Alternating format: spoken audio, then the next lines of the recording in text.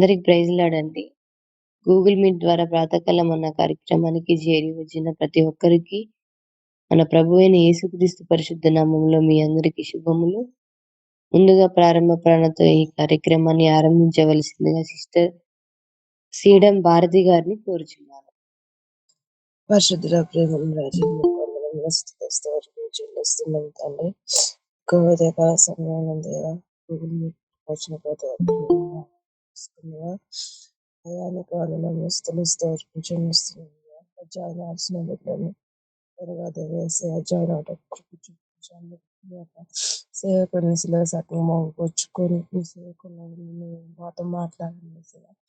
వాక్యానుసారంగా నడుచుకున్న కృపను దయచేయండి. ఈ యొక్క వాక్యానికి లోబడి కృపను దయచేయమని వేడుకుంటున్నాను తండ్రి.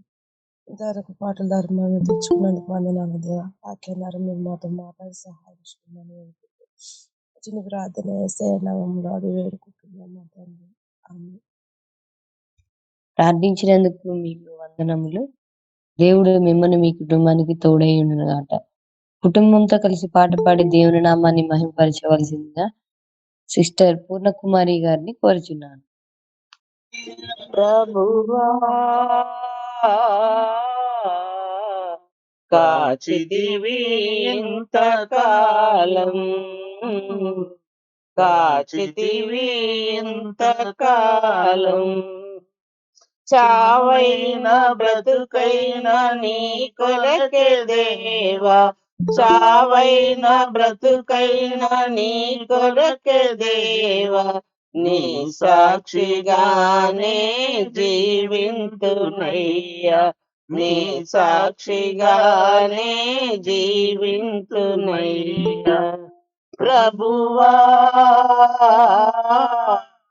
కాచితివి ఇంతకాలం, కాచితివి ఇంతకాలం, కోరి వలచావు నా బ్రతుకు మలిచావయ్యా, మరణ ఛాయలనన్నిటిని విరిచావయ్యా, కోరి వలచావు నా బ్రతుకు మలిచావయ్యా, మరణ ఛాయలనన్నిటిని విరిచావయ్యా, నన్ను వలచావులే మరి పిలిచావులే, నన్ను వలచావులే మరి పిలిచావులే, అరచేతులలో నన్ను చెక్కుకున్నావులే, అరచేతులలో నన్ను చెక్కుకున్నావులే.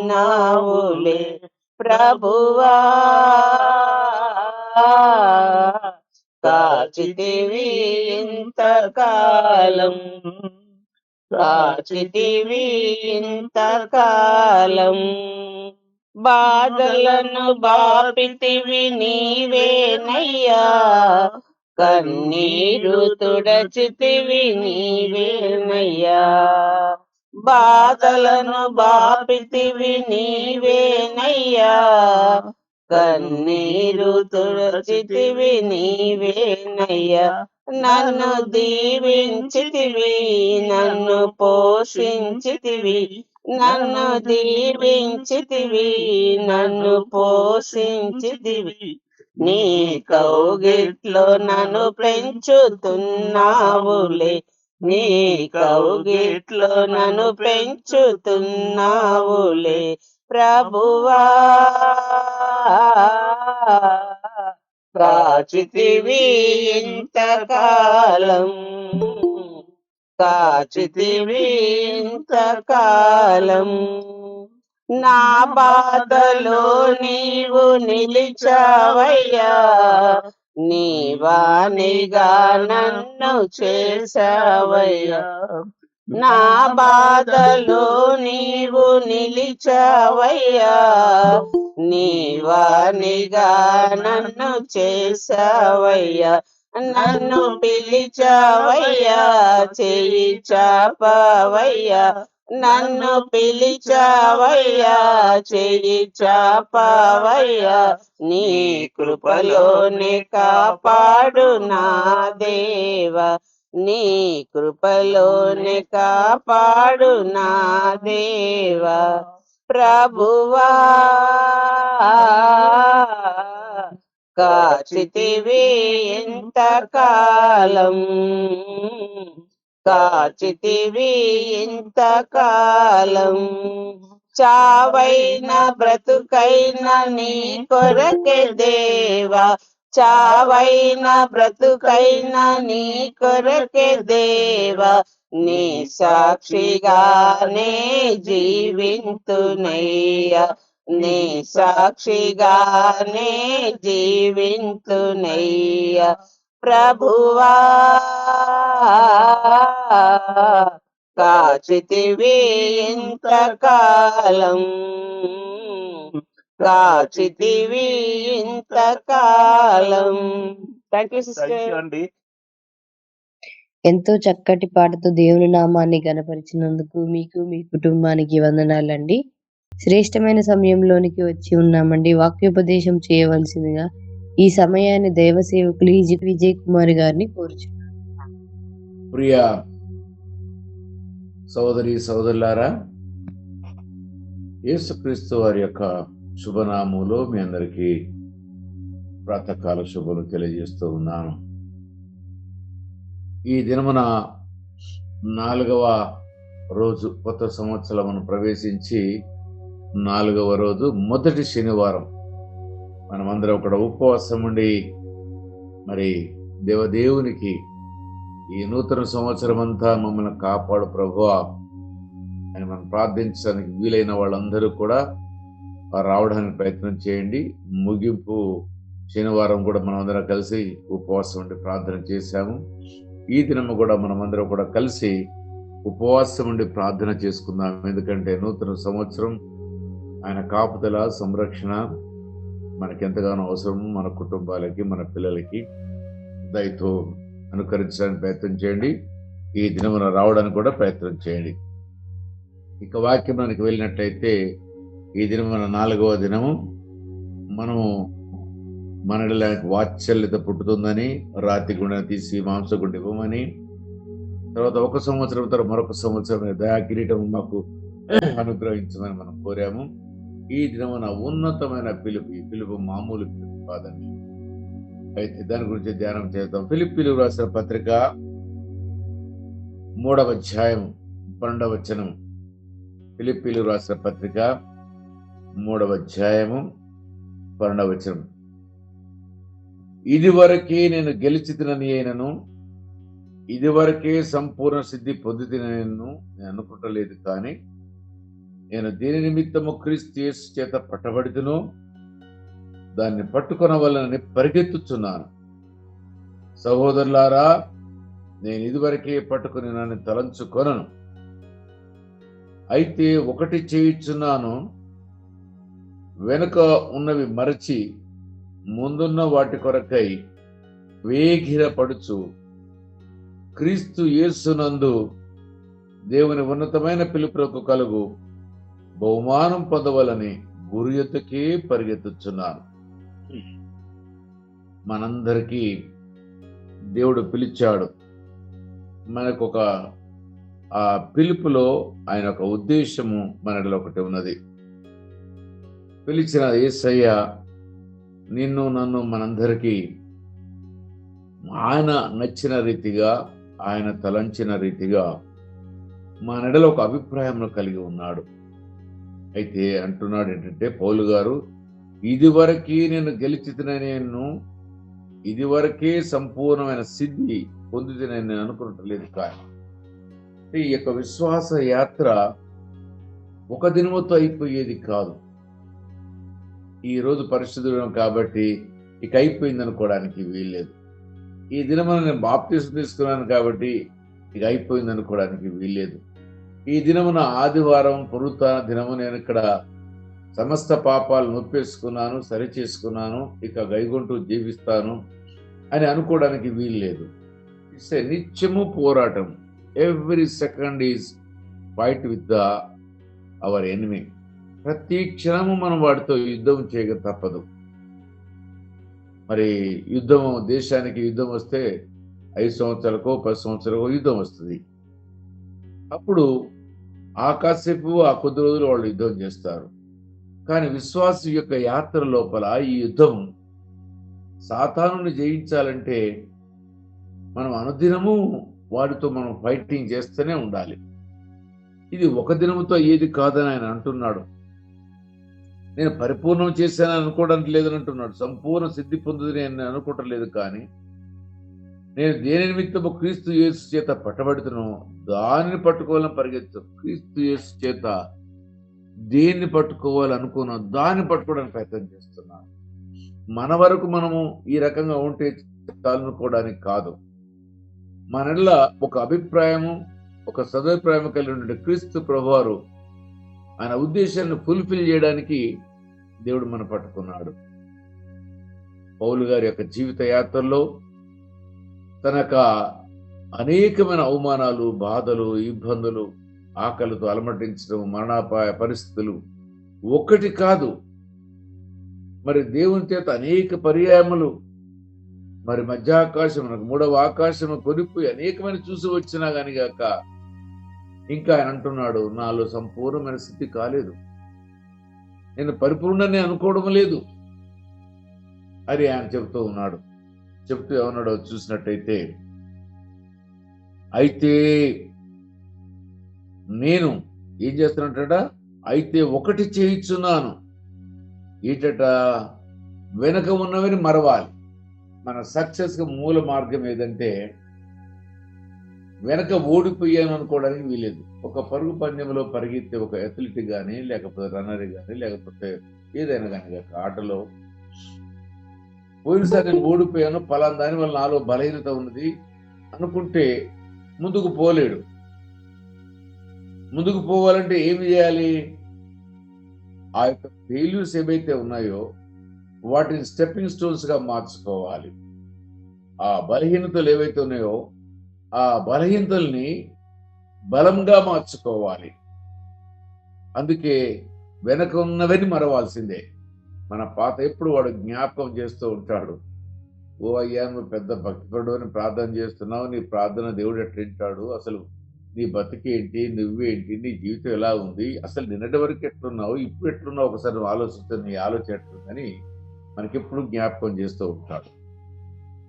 అందుకని ఏం చేయట, ఇప్పటికప్పుడు పాత జీవితం ఒప్పేసుకున్న జీవితాలు విడిచిపెట్టాలి, లెక్క చేయకూడదు దానిగా, దాన్ని మర్చిపోవాలి.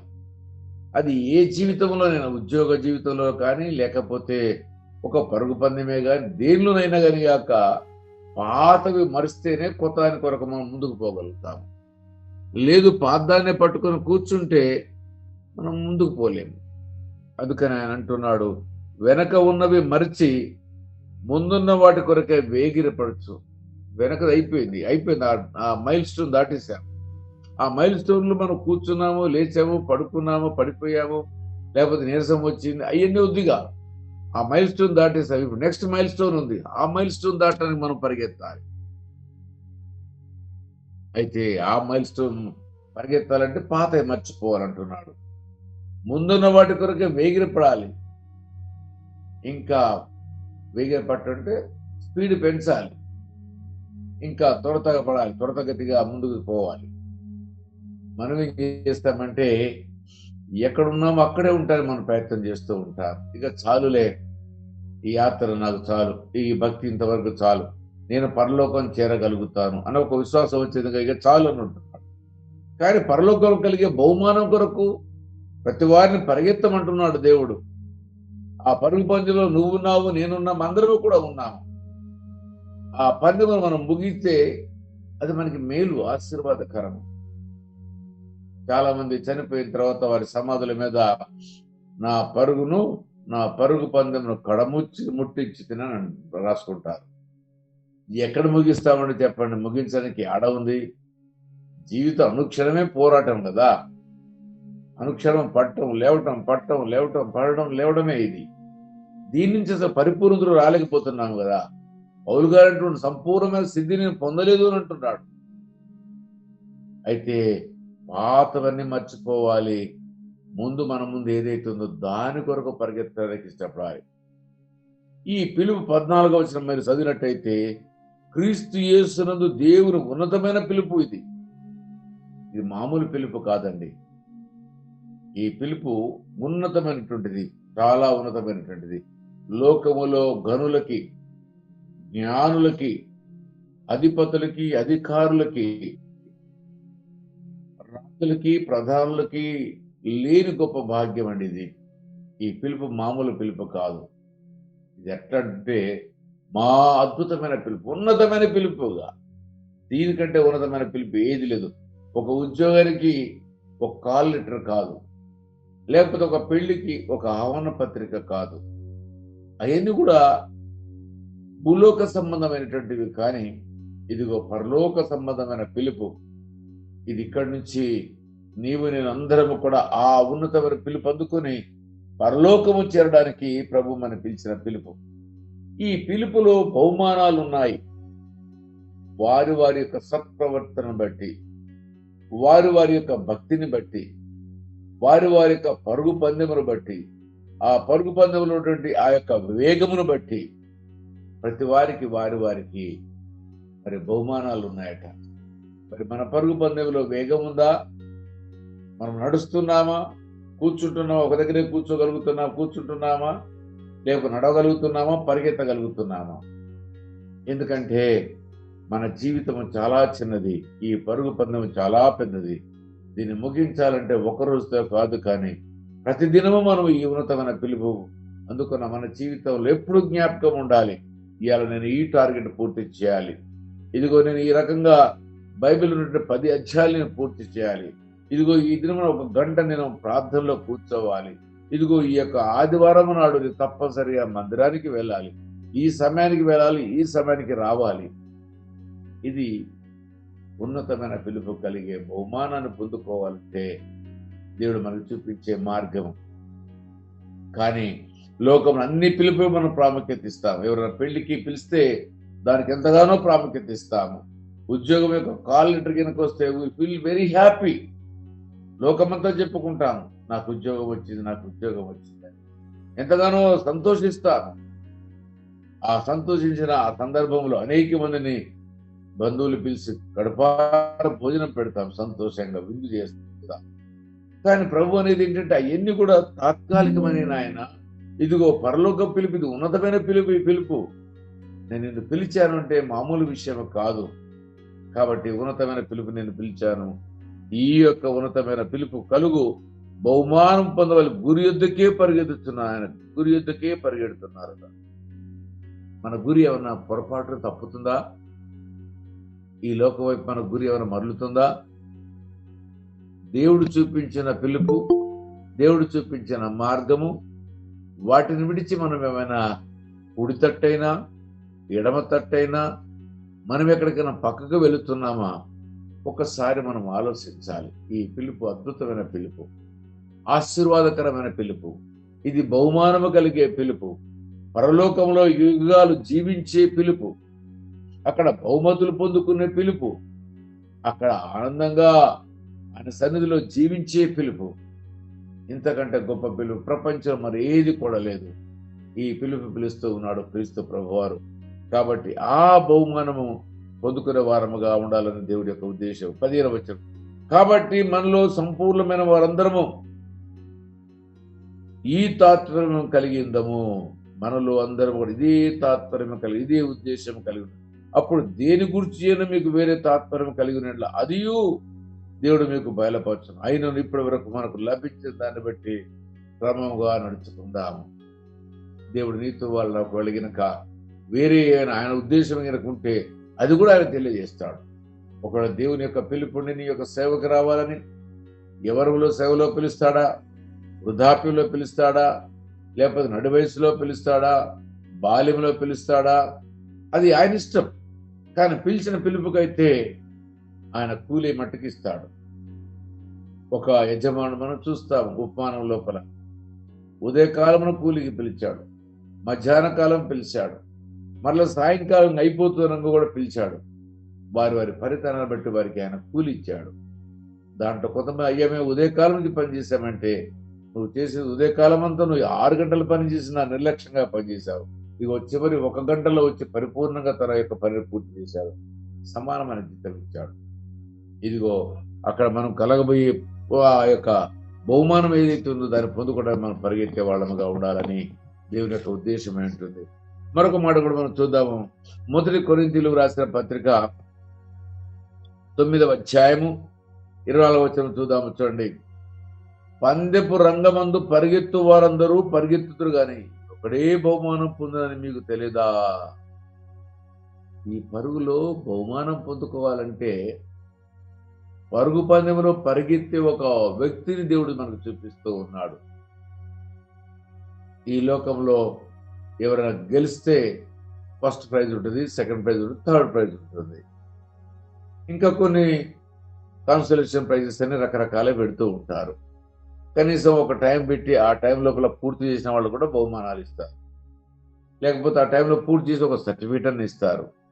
అయితే పందెపు రంగమందు పరిగెత్తు వారందరూ పరిగెత్తుదురు గాని ఒక్కడే బహుమానం పొందని మీకు తెలియదా? అటువలే మీరు బహుమానం పొందినట్లుగా పరిగెత్తుది. గట్టిగా పరిగెత్తకూడదండి. ఏదో రమ్మన్నారు కదా, చూస్తాము కదా మనం, 10K రన్ అని పిలుస్తారు, 5K రన్ అని పిలుస్తారు. ఆ ప్రారంభించినప్పుడు లైన్ మీద కొన్ని వందల మంది ఉంటారు. ఇక ఒక్కొక్క కిలోమీటర్ పెరిగినా కొద్దీ ఇక పరిగెత్తే వాళ్ళంతా కూడా మెల్లగా నడుచుకుంటూ పోతారు. తర్వాత కొంతమంది సమయానికి ఇంత సమయంలో పూర్తి చేయమన్నారు కదా, ఆ సమయంలో పూర్తి చేద్దాం, మెల్లగా పోదాం అనుకుంటారు. ఒకరు మట్టి నో నో నో నో, ఇది కాదు, దీంట్లోపల ఇక్కడ ఉన్న 100 మంది కాదు 1000 మంది మీద నేను నెంబర్ 1గా ఉండాలని పరిగెత్తే వాళ్ళు ఉంటారు. అగో వాళ్ళు ఏమాత్రము శ్రమ అనుకోకుండా, చెమట అనుకోకుండా, వేడి అనుకోకుండా, బాధ అనుకోకుండా, కన్నీరు అనుకోకుండా, దుఃఖం అనుకోకుండా ఆ కసితో పరిగెత్తడానికి ఇష్టపడతారు. అంటే మనలో కూడా ఆత్మీయ జీవిత యాత్రలో కూడా మనకు ఒక కసి కావాలి. నేను ఎందుకు ఈ పాపంలో పట్టబడుతాను? ఈ పాపను ఎందుకు జయించలేకపోతాను? Why not? ఎందుకు జయించకూడదు? నా దేవుడు నాకు ఆత్మనిస్తాడు కదా, తన ఆత్మతో నన్ను కాపాడుకుంటాడు కదా, ఎందుకు నేను వెనకకపోతున్నానని చెప్పేసి మన ధైర్యం కలిగి మనం ముందుకు పరిగెత్తే వారం కావాలి. బహుమానం పొందడానికే పరిగెత్తాలి కానీ ఏదో పరిగెత్తానికి కాదండి. మన ముందు ఉన్న పందెం అలాంటిది. 7వ వచనం చూసినట్టయితే, మరియు పందెమందు పోరాడు ప్రతివాడును అన్ని విషయంలో మితముగా నుండును. పందెంలో పరిగెత్తేవాడు మితముగా ఉంటాడు. అయితే వారు అక్షయమగు కిరీటము పొందుటకు వారైతే క్షయమైన కిరీటం పొందుటకును, మనమైతే అక్షయ కిరీటం పొందుటకును మితముగా ఉన్నాము. 2 రకాల కిరీటాలండి. ఈ యొక్క రోమన్ సామ్రాజ్యంలో వారు కిరీటం అంటే పూలతో కిరీటం చెప్పి పెట్టేవాళ్ళు. అక్కడ దాన్ని మనకి జ్ఞాపకం చేస్తూ ఉన్నాడు. అది క్షయమయ్యేటువంటిది. పువ్వు రాలును, పువ్వు వాడును, రాలిపోవును. కానీ ఈ కిరీటం కాదు, ఇది క్షయమయ్యే కిరీటం. ఇది అక్షయమైన కిరీటం. అంటే ఎల్లవేళలా ఉండేటువంటిది, వాడబారనటువంటిది, మహిమ కలిగిన కిరీటము. అయితే ఈ కిరీటము మనమైతే అక్షయమ కిరీటం పొందుటకు మితముగా ఉన్నాము. అయితే దేవుడు అంటున్నాడు, ఈ లోక కిరీటం వద్దండి, ఇదిగో నేనిచ్చే కిరీటము వాడబారనటువంటిది. దాంట్లో మళ్ళా వేరే రకంగా ఏది కాదు, కానీ పరిశుద్ధమైన కిరీటం నేను ఇస్తున్నాను, అక్షయమైన కిరీటం. ఇదిగో ఈ పరుగు పందెంలో నీవు నేను పరిగెడితే గెలిచావా, నీకు అక్షయమైన కిరీటం ఉంటుంది. ఓడిపోయావా, ఈ లోకంలో విడిచిపెట్టబడతావు. దేవుడైతే పిలిచాడు, ఉన్నతమైన పిలుపది. పెద్ద బహుమానం పొందాలని ఆయన ఆశపడుతున్నాడు. ప్రతి వారికి ఇవ్వాలని ఆశపడుతూ ఉన్నాడు. ఆ విలువైన బహుమానం కొరకు మనం ఎదురు చూస్తున్నాము, కానీ పరిగెత్తలేకపోతున్నాము. మన మీద కూడా విశ్వాస యాత్రలో కుంటుపడిపోతున్నాము.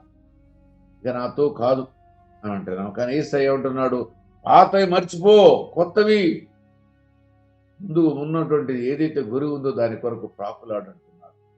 మనం ఏం చేస్తున్నామంటే నాతో కాదని అంటున్నాము.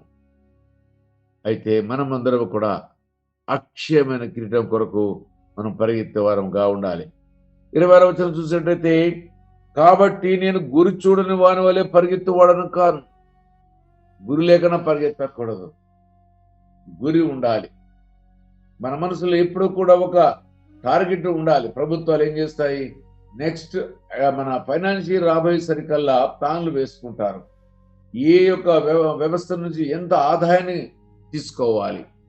రెవెన్యూ వాళ్ళు, ఎక్సైజ్ వాళ్ళు, రకరకాల వ్యవస్థలు ఉంటాయి. మరి వాళ్ళందరి దగ్గరికి ఎంత తీసుకోవాలని ముందుగానే వాళ్ళు ఎస్టిమేషన్ వేస్తారు. అంత తీసుకోవడానికి వాళ్ళు ప్లానింగ్ చేస్తారు. ఈ లోకంలో ఈ యొక్క ప్రభుత్వాలు నడిపించాలంటే ఆ రకంగా ఉంటే మరి మనం ఎట్లా ఉండాలి?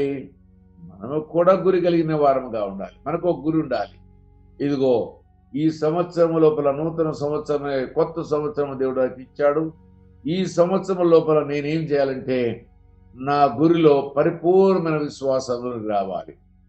నా గురిలో ఇతరుల కొరకు ప్రార్థించేవాడుగా నేను ఉండాలి. నా జీవితంలో పరిశుద్ధత, పరిపూర్ణతలోనికి రావాలి నేను. లేకపోతే ఈ నూతనమైన సంవత్సరంలో నేను పరిపూర్ణంగా బైబిల్ మీద అవగాహన పెంచుకోవాలి. ఈ సంవత్సరంలో నేను వాక్యాన్ని బోధించేవాడుగా సిద్ధపాటు కావాలి అని మనం గురి పెట్టుకోవాలి. మనకు కూడా గురి ఉండాలి. గురి లేకపోతే మనకి ఇటు కూడా కదలలేము. ప్రతి మనిషి తన జీవితం లోపల ఈ రోజు ఈ పని చేయాలనుకుంటే ఆ పని చేయగలుగుతాడు. ఆ పని లేకపోతే, ఆలోచన లేకపోతే హాయిగా తిరిగి పడుకుంటాడు. అందుకని అంటున్నాడు మనందరికి ఒక గురి కావాలంటున్నాడు. ఇంకా మనం కిందికి చూసినట్టయితే ఆయన, కాబట్టి నేను గురి చూడని వాని వల్ల పరిగెత్తువాడను కాను, గాలిని కొట్టినట్లు నేను పోట్లాడటం లేదు. కానీ ఒకవేళ ఇతరులకు ప్రకటించిన తర్వాత నేనే భ్రష్టులను పోదునేమో అని నా శరీరం నలగొట్టుకుని దాన్ని లోబచ్చుకొని బోధించే ప్రతి ఒక్కరికి సంబంధించిన మాట. నేను అందరికీ బోధిస్తున్నాను, అన్ని ప్రాంతాల్లో తిరుగుతున్నాను, క్రీస్తును ప్రకటిస్తున్నాను, కానీ చివరికి వచ్చరికల్లా నేనే భ్రష్టుడు అయిపోతాను. భయం వేస్తుందట ఆయనకి. అంటే అంత పవిత్రత కలిగిన ఆ పరిశుద్ధుడికి అంత భయం ఉంటే మరి అనుదినము పడుతూ లేస్తూ జీవించే మన జీవితం లోపల మరి ఒక్కసారి ఎలా ఉంటుందో ఒకసారి మీరు ఆలోచించండి. నూతనమైన సంవత్సరంలో దేవుడు ఒక ఉన్నతమైన పిలుపు కొరకు మనం పిలిచాడు. నీ యొక్క విశ్వాసయాత్ర, నా యొక్క విశ్వాసయాత్ర లోపల మనం పడుతూ లేస్తున్నామా, లేకపోతే లేచి నడవగలిగే శక్తి ఉందా, లేకపోతే నడిచి లేచి పరిగెత్తగలిగే శక్తి ఉందా? దేన్ని పొందుకుంటున్నాం మనం? పడిపోతే లేవకుండా ఉంటే లాభం లేదు. పడిపోయిన వాడు లేవాలి. ఏ పాపంలో పట్టబడ్డామో, ఏ పాపంలో పడిపోయామో ఆ పాపం నుంచి మనం లేచి నడవగలిగే శక్తిని పెంచుకోవాలి. నడిచేవారు పరిగెత్తడానికి ప్రయత్నం చేయాలి. పరిగెత్తేవారు గురి యుద్ధకే పరిగెత్తే ప్రయత్నం చేయాలి. గురి యుద్ధకు పరిగెత్తేవారు బహుమానం పొందడానికి, అనగా అక్షయమైన కిరీటం పొందుకోవడానికి పరిగెత్తాలి. ఇదిగో ఈ యొక్క విశ్వాస యాత్ర, ఈ యొక్క ప్రయాణము నీకు నాకు మనందరి ముందు దేవుడు పెట్టాడు. ఇదిగో దీన్ని ముగించవలసిన బాధ్యత నీ మీద, నా మీదనే ఉంది. మార్గము చూపించాడు, పిలిపించాడు, ఆ మార్గంలో ప్రయాణం చేయమన్నాడు. ఆ మార్గంలో ప్రయాణం చేయటం మన బాధ్యత. పడిపోయావా, ప్రమాదకరమైన పరిస్థితులకు వెళ్ళిపోతావు. పడిపోకుండా ఉండాలంటే అనుదినము వాక్యముతో నువ్వు నింపబడాలి, ఆత్మతో నింపబడాలి, పాపమును విడవాలి, పాపం ఒప్పుకొని విడిచిపెట్టి పరిగెత్తే ఒక స్థాయికి మనం రావాలి. ఈయనైతే ఏమంటున్నంటే రోజుట ఒకవేళ ఇతరులకు ప్రకటించిన తర్వాత నేనే భ్రష్టుడని పోదునేమో అని నా శరీరమును నలగొట్టి దాన్ని లోపరుచుకొచ్చున్నాను.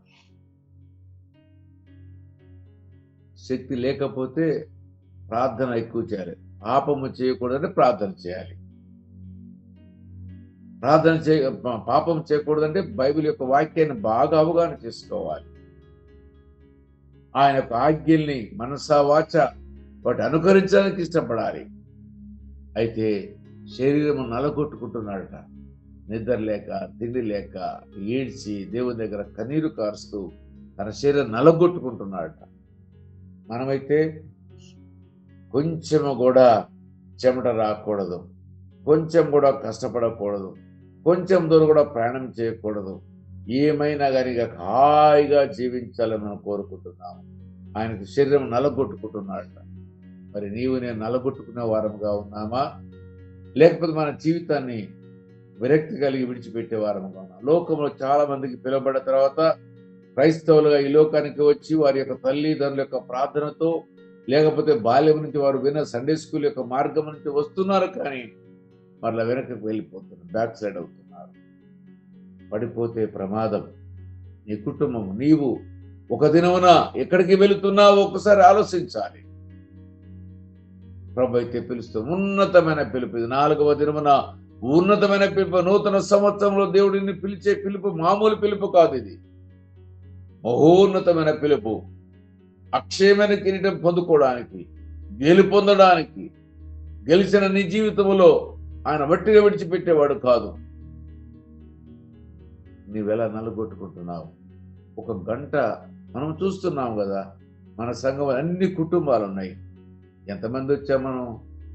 చాలా అరుదుగా వచ్చాం. ఎందుకు?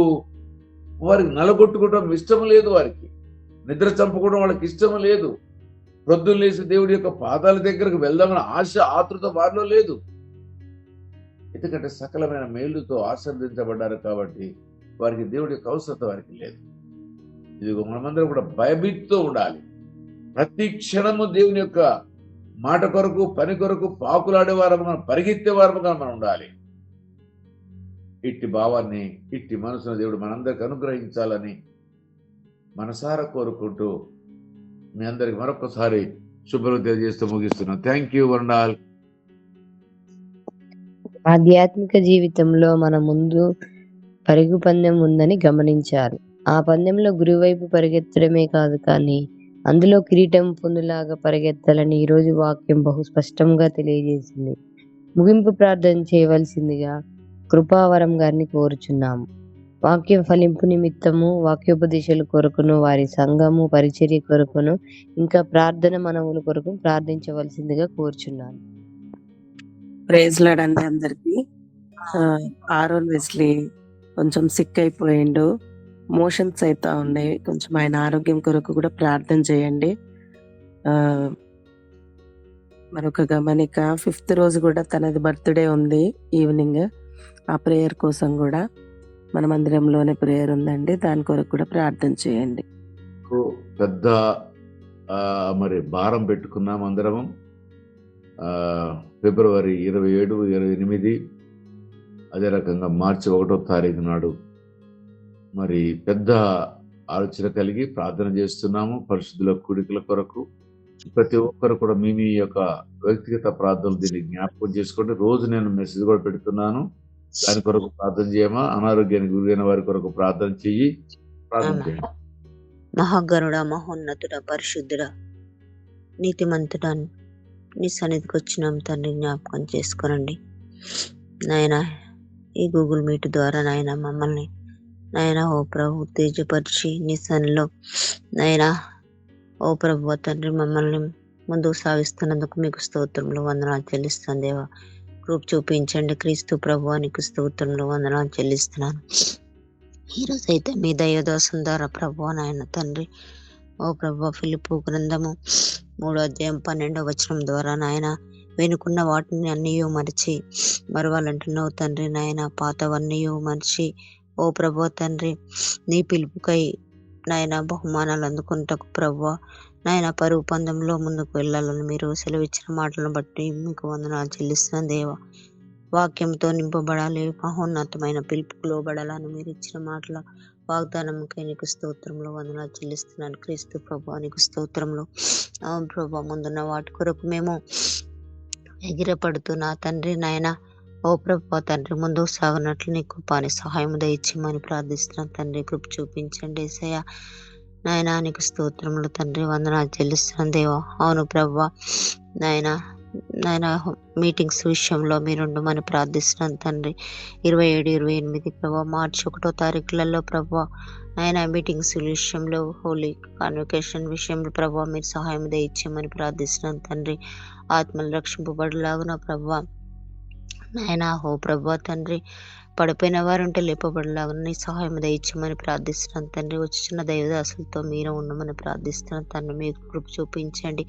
వారికి మంచి ఆరోగ్యం దయచేసి ప్రభు మాకు కావలసిన వర్తమానం దయచేసినట్లు నీ సహాయం దయచేయమని ప్రార్థిస్తున్నాను తండ్రి. కృప చూపించండి. వాతావరణాన్ని మీ నాయన మిషన్లో ఉంచుకోమని ప్రార్థిస్తున్నాను తండ్రి. కృప చూపించండి యేసయ్య.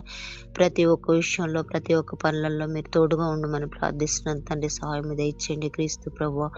నీకు స్తోత్రములు. మీటింగ్స్ ఘనంగా జరుగులాగున నీకు మహిమకరంగా జరుగులాగున ప్రభా సహాయం దయచేయమని ప్రార్థిస్తున్నాను తండ్రి. కృప చూపించండి యేసయ్య. నీకు స్తోత్రం నాయన. వందనాలు చెల్లిస్తాను దేవా. కృప చూపించండి క్రీస్తు ప్రభువా.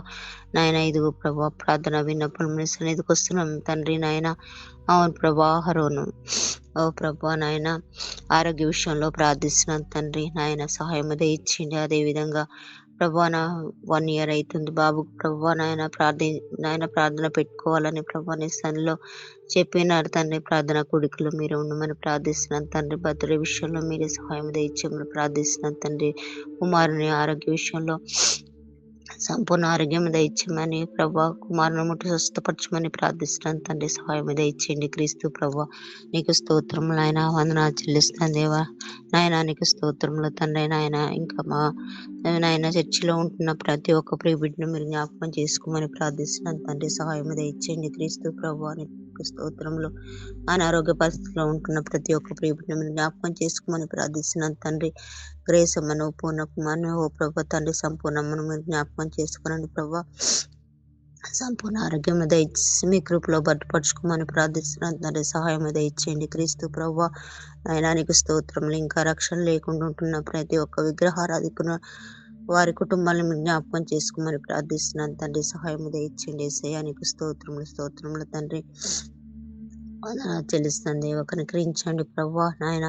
ఇంకా ఓ ప్రభా తండ్రి ఈ దినవాళ్ళు మీరు మెండుగా కుమ్మరించమని ప్రార్థిస్తున్నాను తండ్రి. సహాయం దయచేయండి క్రీస్తు ప్రభా. నీకు స్తోత్రంలో సంఘంలో గర్భవతులు ఉంటున్నారు తండ్రి నాయన. వారికి మంచి శిశువు ఎదుగుదలను ప్రభా నాయన.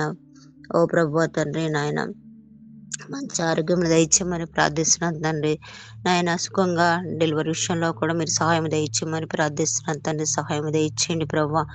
ఆయన యవనస్తులు ఉంటున్నారు వారి చదువుల విషయంలో మీరు ఉండమని ప్రార్థిస్తున్నాను తండ్రి. సహాయం దయచేయండి ప్రభా. కృప చూపించండి నాయన. ఓ ప్రభా తండ్రి నాయన నీ దాసుడి కుటుంబాన్ని జ్ఞాపకం చేసుకోమని ప్రార్థిస్తున్నాను తండ్రి.